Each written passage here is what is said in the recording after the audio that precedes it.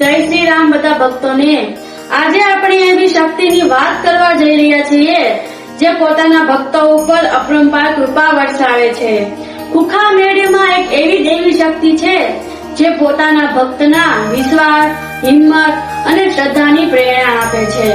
કહેવાય છે ને કે સાચી શ્રદ્ધા હોય ત્યાં માના આશીર્વાદ હોય જ છે। પરંતુ દર્શન કરવાથી શું કૃપા મળે છે કે પછી આપણા જીવનમાં પણ ફેરફાર કરવો પડે છે?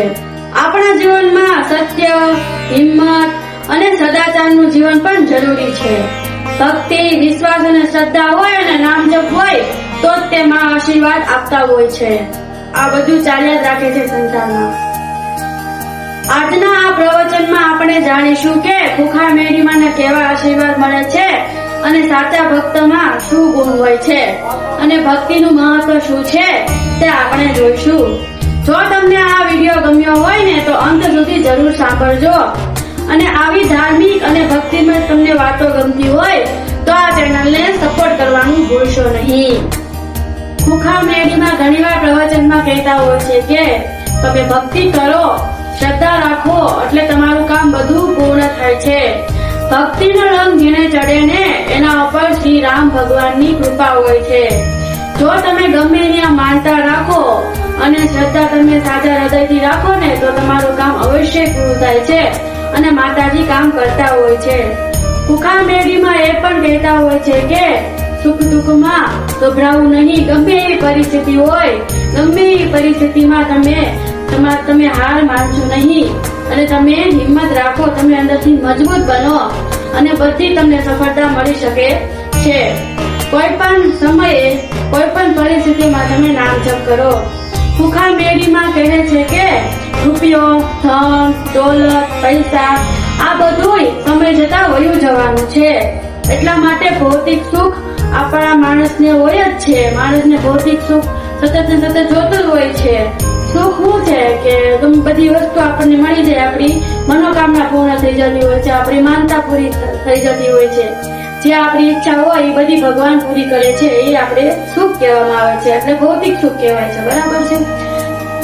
ભગવાન શ્રી રામનું નામ લેશો તો એ કોઈ દી નષ્ટ થવાનું નથી।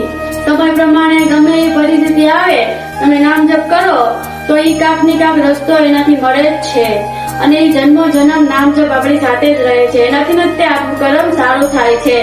આ દુનિયામાં દરેક માણસને ભૌતિક સુખ જોઈતું જ હોય છે। કોઈને સંપત્તિનું સુખ જોતું હોય છે તો કોઈને માન પ્રતિષ્ઠા માટે મહેનત કરતો હોય છે। આ બધું સુખ માણસને મળી જતું હોય છે પરંતુ એ લાંબા સમય સુધી રહેતું નથી।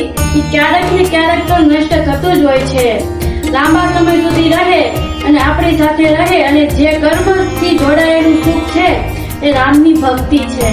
તમે ભક્તિ કરો ને એમાં મનની શાંતિ પણ મળે છે અને મન એકાગ્ર પણ થાય છે અને દરેક પરિસ્થિતિમાં મન શાંત રહે છે। આ ભૌતિક જગતમાં આપણને સુખ ક્યાંય મળતું નથી।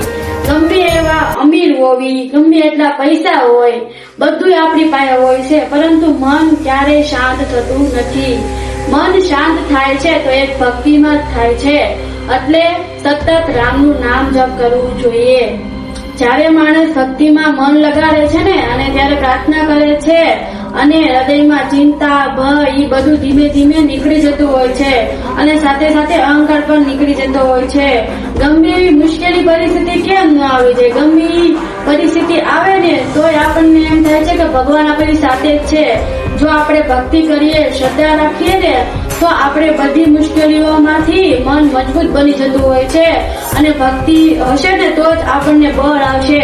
ભક્તિ કરશો તો જ બળ મળશે। ભગવાન શ્રી રામનું જીવન જ લઈ લો, એનામાંથી આપણે શીખ મળે છે કે ધર્મ, સત્ય અને ભક્તિનો માર્ગ કદાપી મૂકવો નહીં। કારણ કે ભગવાનની ભક્તિ તે આપણું જીવન પવિત્ર બનાવે છે અને મનને શાંતિ રાખે છે। ગમે એ પરિસ્થિતિ આવે તો આપણું મન શાંતિ જ રહે છે અને જે ભૌતિક સુખ છે એમાંથી દૂર આપણે દૂર થઈ જવી જોઈએ અને આ સંસારની જે વસ્તુ છે એ કાયમને માટે રહેવાની નથી। આજની તો કાલ એ વયા જ જવાની છે। આપણું જીવન પણ નષ્ટ છે તો આપણે એ ભૌતિક સુખથી થોડા દૂર રહીએ અને ભગવાનનું નામ જપ કરીએ। આ બ્રહ્માંડનો નાથ, આ જગતનો નાથ શ્રી રામચંદ્ર ભગવાનનું આપણે નામ લઈએ તો બીજી શું આપણે જોતું હોય છે? એના નામ જપથી બધું મળી જાય છે, તમને બધું સુખ તમને પ્રાપ્ત થાય છે. પરંતુ તમે ભક્તિ કરો, નામ જપ કરો, એનાથી જ બધું શક્ય છે. માણસો અમુક વાર કહેતા હોય છે કે અમને કાંઈક નડે છે, પછી એના વેમમાં તમે ભૂવા પાસે જોડાવા જાઓ છો અને ઈ ભૂવો તમને છેતરે છે અને અંધશ્રદ્ધાના કારણે તમે એમાં વિચાર કરતા હોય છે કે મને આ નડશે, મને ઓલું નડશે, મને કાંઈક થશે. તો એ શું નડતું હોય છે? એવું કશું નડતું નથી. નડે છે તો આપણા કર્મ જ નડે છે. આપણે જે કરીએ છીએ, આપણે ખોટું કરીએ છીએ, ઈ જ બધું નડે છે, ઈ જ પાછું આવે છે. એટલે ભૂવા લોકો તમને છેતરપિંડી કરતા હોય છે, એટલે એના વિશ્વાસ કરવો જોઈએ નહીં. તમે ભક્તિથી બધું કરી શકો છો. તમને એવું લાગે છે કે મારા જીવનમાં નડતર છે, તો નામ જપ કરો. નામ જપથી જ બધું પોસિબલ છે. તમને કાંઈ નડતું નથી, કાંઈ એટલે કાંઈ નડવાનું નથી, બરાબર? તમે નામ જપ કરશો ને તોય પણ ઈ વયું જાય. જે હોય તમારા વિચારમાં જે હોય ને એ બધું વયું જાય. નામ જપ કરો ને એટલે તમારા મનમાંથી ડર, ભય, જે દુઃખ હોય બધું જતું રહે છે.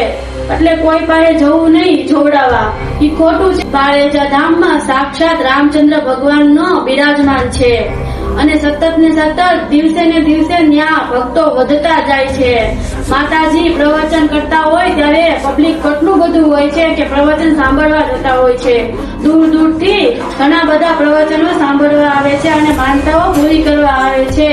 અંતમાં એટલું જ કહે કે ભૂવા ઉપર ખોટા ભૂવાને તમે ઓળખી જાઓ કે એ કઈ પ્રકારનો છે અને બધી વસ્તુ લે છે, એ બધું માંગે છે, એવું બધું કાંઈ ના દેવાનું. બસ નામ જપ કરો, એના ઉપર વિશ્વાસ રાખો.